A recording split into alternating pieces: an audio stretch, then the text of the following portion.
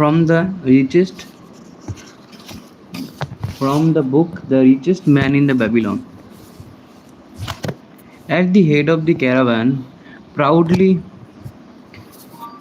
proudly rode Sarru Nada, the merchant prince of Babylon. He liked fine clothes and wore rich and becoming robes. He liked fine animals and sat easily upon his spirited Arabian stallion. To look at him, one would hardly have guessed his advanced years. Certainly, they would not have suspected that he was inwardly troubled. The journey from the Damascus is long, and the hardships of the desert many. This he minded not. The Arab tribes are fierce and eager to loot rich caravans. This he feared not for his many fleet mounted guards or a safe protection. About the youth at his side, whom he was bringing from Damascus, was he distributed. This was Hadan Gula, the grandson of his partner of other years. Arad Gula, to whom he felt he owed a debt of gratitude, which could never be repaid. He would like to do something for his grandson, but the more he considered this, the more difficult it seemed because of the youth himself.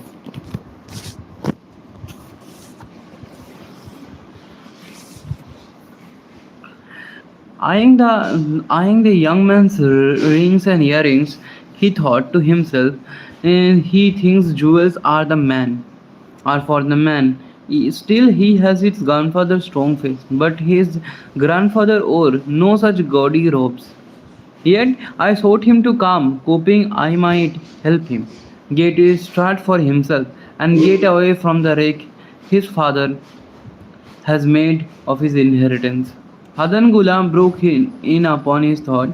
Why those you why those though work so hard, riding always with the caravan upon its long journeys? Those though never take time to enjoy life? Sarunada smiled. To enjoy life. He repeated, what wouldst thou never take time to enjoy life? Sarunada smiled. To enjoy life, he repeated. If I had wealth equal to thine, I would live like a prince. Never across the hot river would I ride. I would spend the shekels as fast as they came to my purse. I would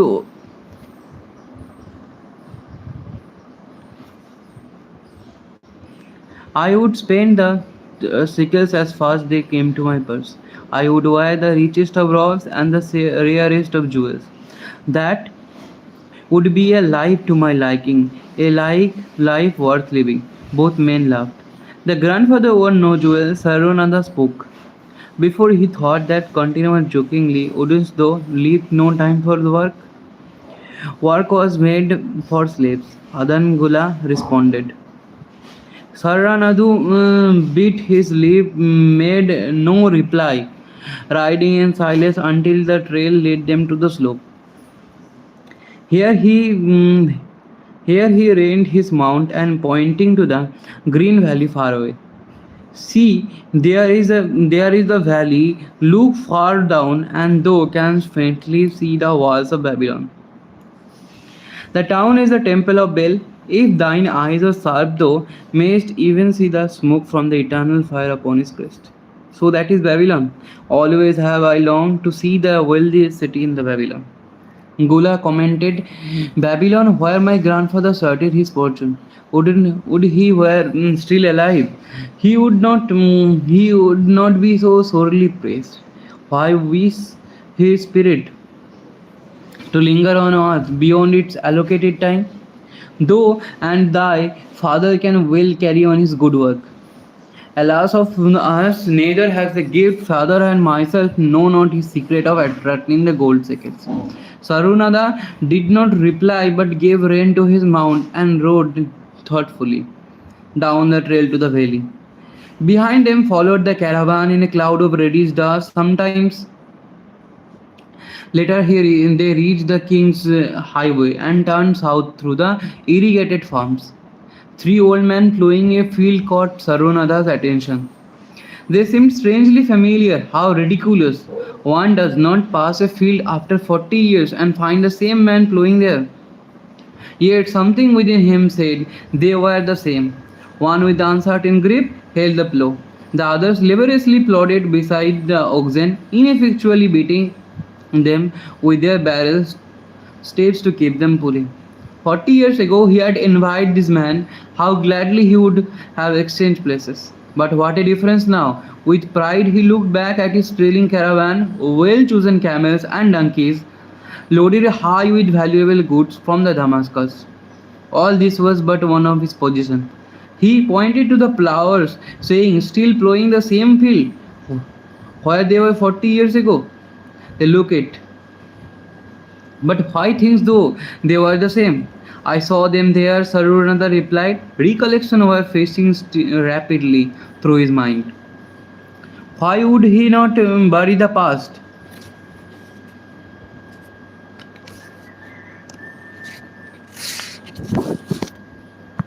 and live in the present?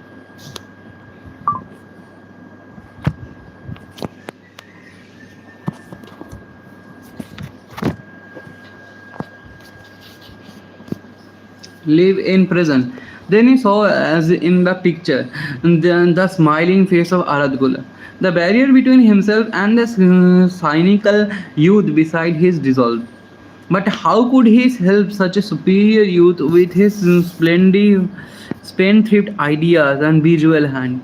Work he had could offer plenty to willing workers, but not for men who considered themselves too good for work. Yet he owned it to Aradgula to do something, not a half-hearted attempt. He and Aradgula had never done things that way. They were not that sort of man. A plan came almost in a place. There were objections. He must consider his own family and his own standing. It would be cruel. It would hurt being a man of quick decision. He weighed objection and decided to act. Wouldst thou be interested in hearing how thy worthy grandfather and myself joined in the partnerships which proved so profitable? He questioned. Why not just tell me how thou madest the gold sickle? That is all I need to know, the young man parried. Sarunadu ignored the reply and continued. We start with those men plowing. I was no older than thou, as the column of men in which I march approached. Good old Megiddo, the farmer, scoffed at the slipshod way in which they plowed. Medico, the chained next to me, look at lazy fellow, he protested. The plow holder makes no effort to plow deep, nor do the beaters keep the oxen in the furrow. How can they expect to raise a good crop with the poor plowing? Didst thou say Megiddo was chained to thee? Hadangola asked in surprise. Yes, with bronze collars about our necks and a length of heavy chains between us. Next to him was Jabado, the sheep thief. I had known him in Haran. At the end was a man we call pirate because he told us not his name. We judged him as a sailor as he had end-to-end serpent tattooed upon his chest in sailor fashion. The column was made up thus to the man so the man could walk in force. Though were chained as a slave. Hadangula asked incredulously, did not thy grandfather tell thee I was once a slave? He often spoke of, but never hinted.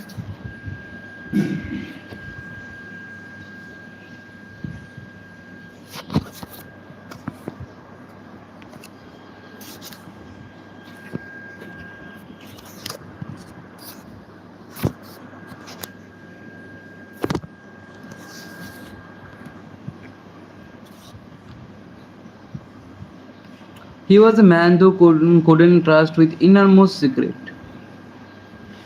Though too are a man I may trust, am I not right? Sarunadu looked him squarely in the eye. Thou mayst rely upon my silence, but I am amazed. Tell me, how didst thou come to be a slave? Sarunadu shrugged to his soldier. Any man may find himself a slave. It was gaming house and barley beer that brought me disaster. I was victim of my brother's indiscretions.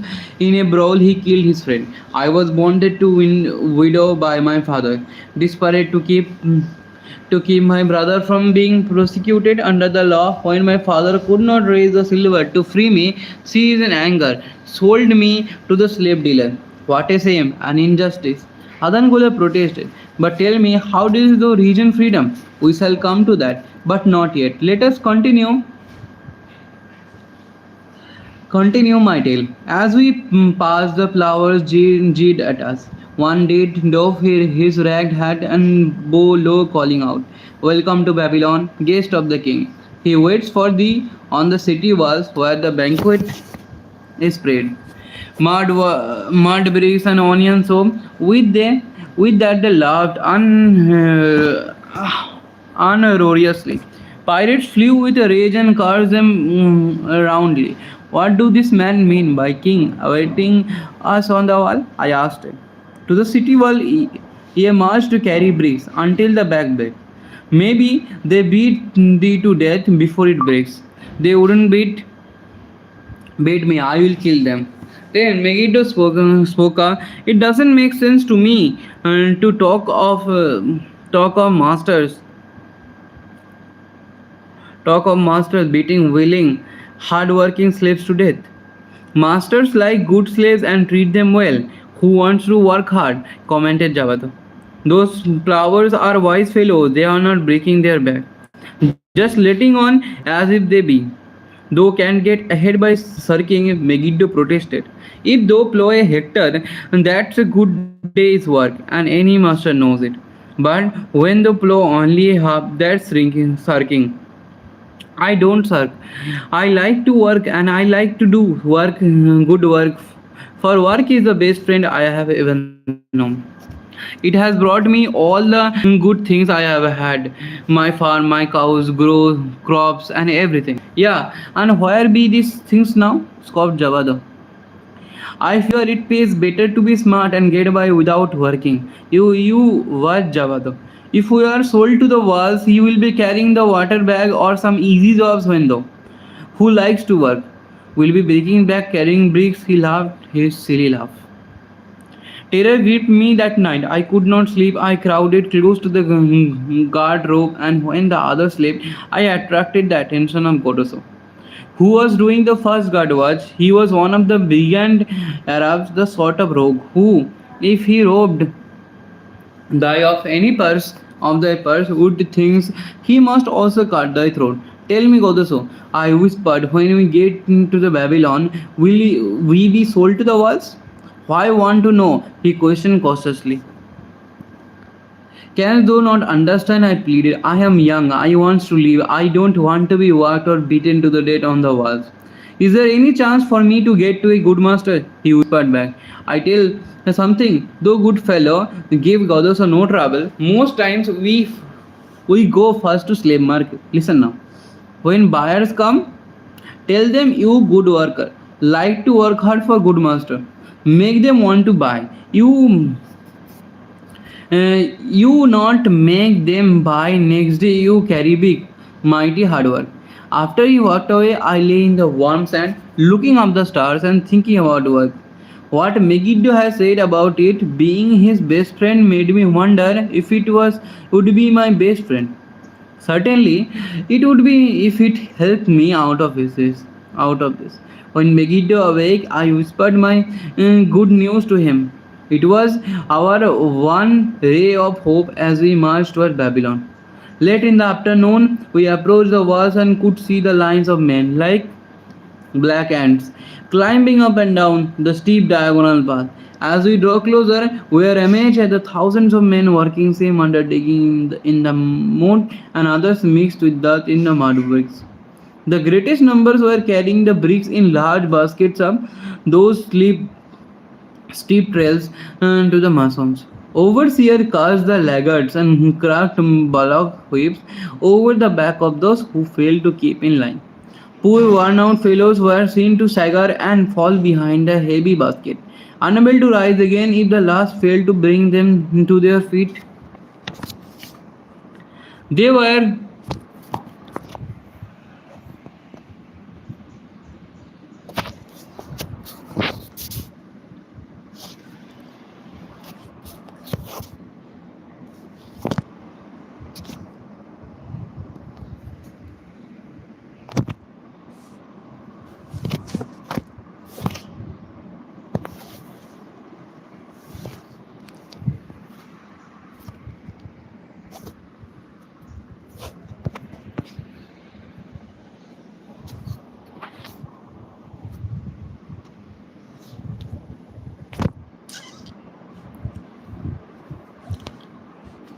They were pushed to the side of the path and left writhing in the agony. Soon they would be dragged down to join other craven bodies beside the road with unsanctified grave. As I beheld the ghastly sight, I shuddered. So this was what waited my father's son if he had failed at the slave market. आज के लिए इतना ही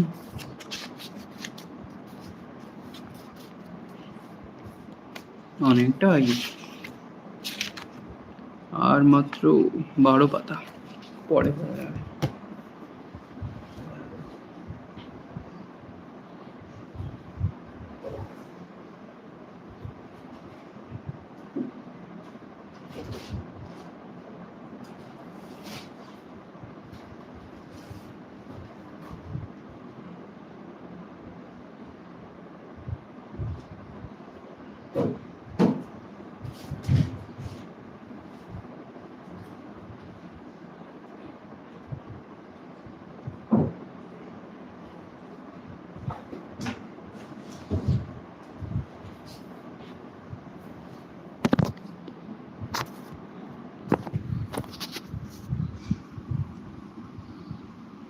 Then this book, Power of Your Subconscious Mind, Joseph Murphy, Bengali version.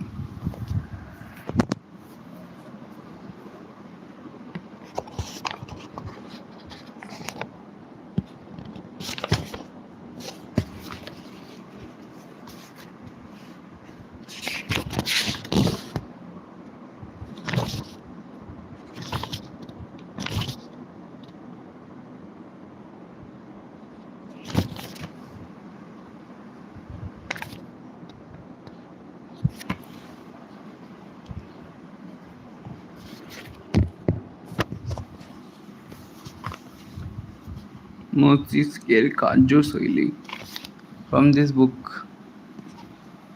যে আছো দেখো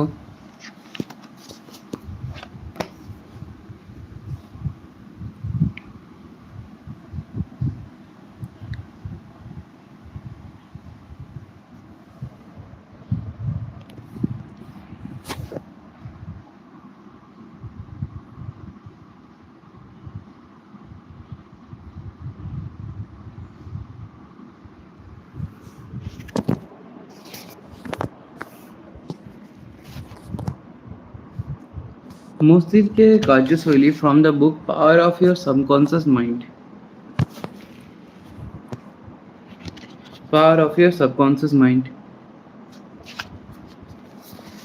আপনি ভালো চিন্তা করলে ভালো হবে, খারাপ চিন্তা করলে খারাপ হবে। আপনারা সেটাই হয়ে ওঠেন যেটা আপনারা সারাটা দিন চিন্তা করেন।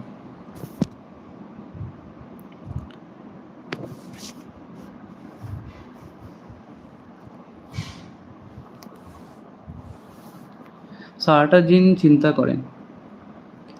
ভালো চিন্তা করলে ভালো হবে, খারাপ চিন্তা করলে খারাপ হবে। আপনারা সেটাই হয়ে যান ওঠেন যেটা আপনারা সারাটা দিন চিন্তা করেন।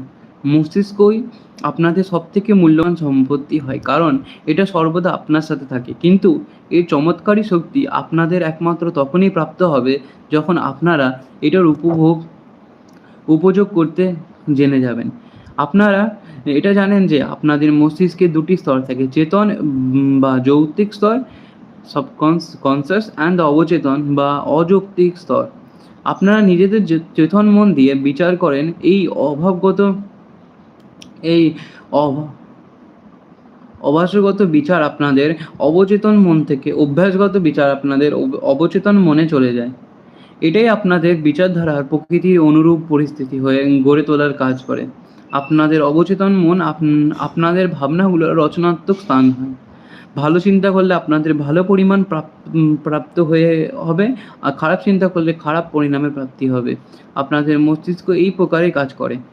আপনারা সর্বদা এটা মাথায় রাখবেন, একবার যখন অবচেতন মন কোনো বিচারধারাকে গ্রহণ করে নেয় তখন সে তৎক্ষণাৎ সেটার উপরে কাজ করতে শুরু করে দেয়। এখানে বোঝার মতো বিষয় হচ্ছে এটা যে অবচেতন মনের নিয়ম ভালো এবং মন্দ দুপ্রকারের বিচারধারার উপরে উপরে এক সমান কাজ করে। এই নিয়মের প্রয়োগ নেতিবাচক রূপে করা হলে ব্যর্থতা, কুণ্ঠা আর দুঃখ উৎপন্ন হয়। আর অতঃপর প্রয়োজন ইতিবাচক রূপে করা হলে সেটা স্বভাব ভাবনা এবং সৃজনাত্মক হয়। এই প্রকারের চিন্তাধারা দ্বারা আদর্শ স্বাস্থ্য, সফলতা এবং সমৃদ্ধির প্রাপ্তি হয়। সঠিকভাবে চিন্তা করলে আপনাদের মানসিক শক্তি এবং সুস্থ শরীরের প্রাপ্তি হয়। আপনারা মানসিক রূপে যে জিনিসটাকে সত্য বলে মনে করবেন, আপনাদের অবচেতন মন সেটাকে স্বীকার করে নেবে এবং সেটা সাকার করে তুলবে। ব্যাস, একবার আপনাদের অবচেতন মনের এই সব চিন্তা দ্বারা স্বীকার করে নেওয়ার অপেক্ষা। তারপর আপনাদের অবচেতন মনের নিয়ম আপনাদের মনের মতো স্বাস্থ্য, শান্তি আর সমৃদ্ধি প্রদান করবে, প্রদান করতে শুরু করে দেবে। আপনারা আদেশ দেওয়া মাত্র আপনাদের অবচেতন মনের ওপরে ছেড়ে যাওয়া বৈচারিক ছাপকে সাকার করে তোলার জন্য পূর্ণ নিষ্ঠার সাথে কাজ করতে শুরু করতে হবে। মস্তিষ্কের নিয়ম অবচেতন মনের প্রতিক্রিয়া চেতন মনে রাখা বিচারধারার প্রকৃতির দ্বারা নির্দিষ্ট হয়। বৈজ্ঞানিকদের বক্তব্য হচ্ছে এই যে, যখন একবার বিচারধারা আপনাদের অবচেতন মন পর্যন্ত পৌঁছে যায়, তখন মস্তিষ্কের কোষিকাগুলোয় সেটা ছাপ পড়ে যায়। অবচেতন মন একবার কোনো বিচারধারাকে স্বীকার করে নিলে সে সেটাকে সাকার করে তোলার কাজে লেগে যায়। বিচারধারাগুলোর সাহচর্য অনুসারে কাজ করে চলে। এটা আপনাদের লক্ষ্যকে সাকার করে তোলার জন্য এইসব অংশগুলির প্রতিটির প্রয়োগ করে, যেগুলো আপনারা সারা জীবন ধরে একত্রিত করেছেন। এটা আপনাদের ভিতরে অসীমিত শক্তি, এনার্জি আর বুদ্ধির প্রয়োগ করে। পরিণাম প্রাপ্ত করার জন্য এটা প্রকৃতির সকল নিয়মের প্রয়োগ করে। অনেকবার এটা আপনাদের মুশকিলের সমাধান তৎক্ষণাৎ খুঁজে বার করে, তখন কি অনেকবার অনেক বেশি সময় লাগে। এর পদ্ধতি বোঝা সত্যিই বড় মুশকিল। চেতন ও অবচেতনের ক্ষেত্র। চেতন এবং অবচেতন এই দুটো আলাদা আলাদা মস্তিষ্ক নয়, বরং এটা দুটো হচ্ছে একই মস্তিষ্কে হতে থাকা গতিবিধির দুটি ক্ষেত্র। আপনাদের চেতন মন হচ্ছে যৌক্তিক মস্তিষ্ক। এটি হচ্ছে মস্তিষ্কের সেই অংশ যেটা বিকল্প বেছে নেয়। উদাহরণ হিসেবে আপনারা নিজেদের পুস্তক, নিজেদের বাড়ি, নিজেদের জীবনসাথী বেছে নেন, তাহলে যে এক্সাম্পল অফ চেতন মন কি, যেটা হচ্ছে আপনারা নিজেদের পুস্তক, নিজেদের বাড়ি, নিজেদের জীবনসাথী বেছে নেন। আপনারা নিজেদের সকল নির্ণয় নিজেদের চেতন মন দ্বারা গ্রহণ করেন। অন্যদিকে আপনাদের সচেতন নিয়ন্ত্রণ ছাড়াই আপনাদের হৃদয় নিজের কাছে থেকে কাজ করে। পাচন, রক্ত সঞ্চার, নিঃশ্বাস গ্রহণ করা, অনিবার্য প্রক্রিয়াগুলো চলতে থাকে। এইসব কাজ আপনাদের অবচেতন মন করে। এইসব প্রক্রিয়ার জন্য আপনাদের চেতন নিয়ন্ত্রণের আবশ্যকতা হয় না। আপনাদের নিজেদের অবচেতন মনের ওপরে যে ছাপ ছেড়ে যান বা আপনারা যাতেই প্রবল বিশ্বাস করেন, আপনাদের অবচেতন মন সেটাকে স্বীকার করে না। এটা আপনাদের চেতন মনের মতো তর্ক করে না। আপনাদের অবচেতন মন সেই মাটির সমান হয় যেটা যে কোনো প্রকারের বীজকে স্বীকার করে নেয়, তা সেই ভালো বীজ হোক বা মন্দ। আপনাদের বিচারধারা সক্রিয় হয়, সেটা হচ্ছে বীজ নেতিবাচক বা বিধ্বস্তাত্মক বিচারধারা। আপনাদের অবচেতন মনে নেতিবাচক রূপে কাজ করে। একদিন না একদিন সেটা ঠিকই প্রকট হয়ে পড়বে এবং তার নিজে অনুরূপ কোনো নেতিবাচক ঘটনা উৎপন্ন করবে। এখানে দৃষ্টি দেওয়ার মতো ব্যাপার হচ্ছে যে আপনাদের অবচেতন মন কখনোই এটা প্রমাণ করার চেষ্টা করে না যে আপনাদের বিচারধারা ভালো না খারাপ, ঠিক না ভুল। এটা কেবল আপনাদের বিচারধারা বা পরামর্শের প্রকৃতি অনুরূপ প্রতিক্রিয়া ব্যক্ত করে। যেমন আপনারা যদি কোনো মিথ্যা জিনিসকে চেতন রূপে সত্য বলে মেনে নেন, তাহলে আপনাদের অবচেতন মন সেটাকে সত্য বলে মেনে নেবে, আর সেটা অনুরূপ পরিণাম প্রদান করতে লাগবে, কারণ আপনারা এটাকে চেতন রূপে সত্য বলে মেনে নিয়েছেন। মনোবৈজ্ঞানিকেরা বেশ কিছু লোকেদের ওপর প্রয়োগ করেছেন। তাদের দ্বারা করা অনুসন্ধান থেকে এটা জানতে পারা যায় যে অবচেতন মন এমন কোনো নির্বাচন বা তুলনা করে না যেটা যৌক্তিক প্রক্রিয়ার জন্য জরুরি হয়। আপনার অবচেতন মন যে কোনো পরামর্শকে স্বীকার করে নেবে, সেটা সম্পূর্ণ মিথ্যা হলেও পরামর্শ মেনে নেওয়ার পরে সেটা তার প্রকৃতি অনুসারে প্রতিক্রিয়া ব্যক্ত করে। আপনাদের অবচেতন মন ঠিক কতটা পরামর্শশীল সেটা বোঝার জন্য আসুন একটা উদাহরণ দেখা যাক। যদি কোনো সম্মোহন ব্যক্তি কোনো ব্যক্তিকে এমন পরামর্শ দেন যে তিনি হচ্ছেন নেপোলিয়ন বোনাপার্ট বা কুকুর অথবা বিড়াল, তাহলে সেই ব্যক্তি সম্পূর্ণ গভীরভাবে সাথে সেই ভূমিকা পালন করতে লাগবেন। কিছু সময়ের জন্য তার সম্পূর্ণ ব্যক্তিত্ব বদলে যাবে। সেই ব্যক্তি নিজেকেই সেটা মেনে নেবেন। যেমন পরামর্শ সম্মোহন বিশেষজ্ঞ দিয়েছেন। কোনো নিপুণ সম্মোহন বিশেষজ্ঞ নিজের কোনো ছাত্রকে এমন পরামর্শ দিতে পারেন যে সে যেন নিজের পিঠ চুলকায়। অন্য কোনো ছাত্রকে এমন পরামর্শ দিতে পারেন যে তার নাক দিয়ে রক্ত বার হচ্ছে। তিনি তৃতীয় এক ছাত্রকে পরামর্শ দিতে পারেন যে সে হচ্ছে মার্বেল পাথরের তৈরি এক মূর্তি। চতুর্থ ছাত্রকে তিনি এমন পরামর্শ দিতে পারেন যে তাপমাত্রা শূন্যের থেকে নিচে নেমে আসছে আর সেই বরফের মতো জমে যাচ্ছে। প্রতিটি ছাত্র তার জন্য দেওয়া বিশেষ পরামর্শ অনুরূপ কাজ করতে লাগবে। তারা সেই সব পরিস্থিতিতে উপেক্ষা করতে লাগবে যেটা সেই সম্মোহনের পরামর্শে অনুরূপ হবে না। এই উদাহরণ আপনাদের চেতন মন বা যৌক্তিক মস্তিষ্ক আর আপনাদের অবচেতন মনের পার্থক্য রেখাঙ্কিত করে। আপনাদের অবচেতন মন ভাবনাত্মক হওয়ার চয়নহীন হয়। এটা সেই সব প্রতিটি জিনিসকে মেনে নেয় যেগুলো আপনাদের চেতন মন সত্য বলে মানে। এই জন্য একটা অত্যন্ত গুরুত্বপূর্ণ হয় যে আপনারা এমন বিচারধারা আর আধার বাক্য বেছে নেবেন যেগুলো আপনাদের সুখ প্রদান করবে, আপনার চিকিৎসা করবে এবং আপনাদের আত্মাকে খুশিতে ভরিয়ে দেবে। যথার্থবাদী এবং কল্পনাবাদী স্পষ্টীকরণ। অবচেতন মনকে অনেক ক্ষেত্রে যথার্থবাদী মনেও বলা হয়ে থাকে, কারণ এর সম্বন্ধ বস্তুর সাথে থাকে। যথার্থবাদী মন বাইরের বিশ্বের প্রতি জাগরুক হয়ে থাকে। এর অবলোকনের সাধন হচ্ছে 5 শরীরের ইন্দ্রিয়। যথার্থবাদী মন পরিবেশের সাথে যোগাযোগ করার পথ প্রদর্শক আর নির্দেশক হয়। এটা সকল 5 ইন্দ্রিয়ের মাধ্যমে জ্ঞান প্রাপ্ত হয়। যথার্থবাদী মন অবলোকন, অভিজ্ঞতা আর শিক্ষা থেকে শেখে, কারণ যথার্থবাদী মনের সবথেকে বড় কাজই তর্ক করা হয়। এমনটা ধরে নেওয়া যাক যে আপনারা হচ্ছেন সেই হাজার হাজার লক্ষ লক্ষ পর্যটকদের অন্যতম যারা প্রতি বছর গ্র্যান্ড ক্যানিয়ন ভ্রমণে যান। আপনারা এমন নিষ্কর্ষে এসে পৌঁছাবেন যে এটা হচ্ছে বিশ্বের সবথেকে অদ্ভুত প্রাকৃতিক আশ্চর্যগুলোর মধ্যে অন্যতম, কারণ আপনাদের অবলোকন এখানকার অবিশ্বনীয় গভীরতা, পাথরগুলোর জটিল আকার, ভিন্ন ভিন্ন স্থানে রং বেরঙের অদ্ভুত চিত্রকারির ওপরে আধারিত হবে। আর এটাই আপনাদের যথার্থবাদী মনের কাজও হয়। অবচেতন মনকে প্রায় ক্ষেত্রে কল্পনাবাদী মনও বলা হয়ে থাকে। আপনাদের কল্পনাবাদী মন নিজের পরিবেশের প্রতি জাগরুক তো হয়ে থাকে, কিন্তু শারীরিক ইন্দ্রিয়র মাধ্যমে নয়। আপনাদের অবচেতন মন আভ্যন্তরীণ জ্ঞান দ্বারা অনুভব হয়, কারণ এটি ভাবনা আর স্মৃতির ভাণ্ডার রয়েছে। কল্পনাবাদী মন নিজের উচ্চতম কার্য সেই সময় করে যখন যথার্থবাদী ইন্দ্রিয়গুলো নিজেদের কাজ করে না। অর্থাৎ যখন যথার্থবাদী মন শিথিল হয়ে থাকে সেই সময় কল্পনাবাদী বুদ্ধি সবথেকে ভালো কাজ করে। কল্পনাবাদী মন কল্পনাবাদী মন চোখের ইন্দ্রিয় ছাড়া দেখে।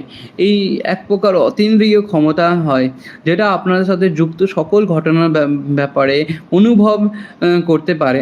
কল্পনাবাদী মন দূর দেশগুলো যাত্রা করতে পারে এবং প্রায় অত্যন্ত সঠিক আর তথ্য প্রাপ্ত করতে পারে। কল্পনাবাদী মনের মাধ্যমে আপনারা অন্য ব্যক্তিদের বিচারধারা ব্যাপার জানতে পারবেন। মুখ বন্ধ খামের চিঠিতে কি লেখা আছে সেটা তো জানতে পারবেন। আপনারা যদি একবার যথার্থবাদী আর কল্পনাবাদী মনের পারস্পরিক কার্যবিধিকে জানে যান, তাহলে আপনার প্রার্থনা করার সত্যিকারে আর্ট শেখার জন্য ভালো অবস্থায় পৌঁছে যাবেন। আর বলা গেল।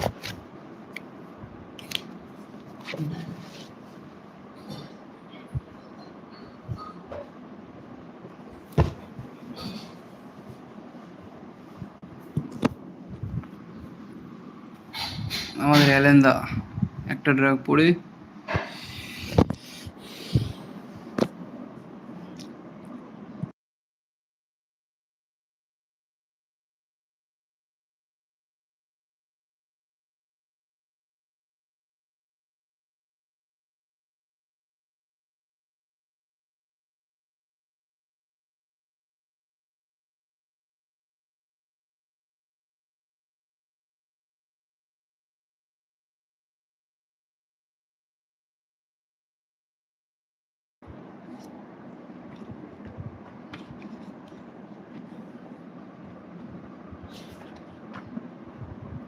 Tata, Tata, goodbye.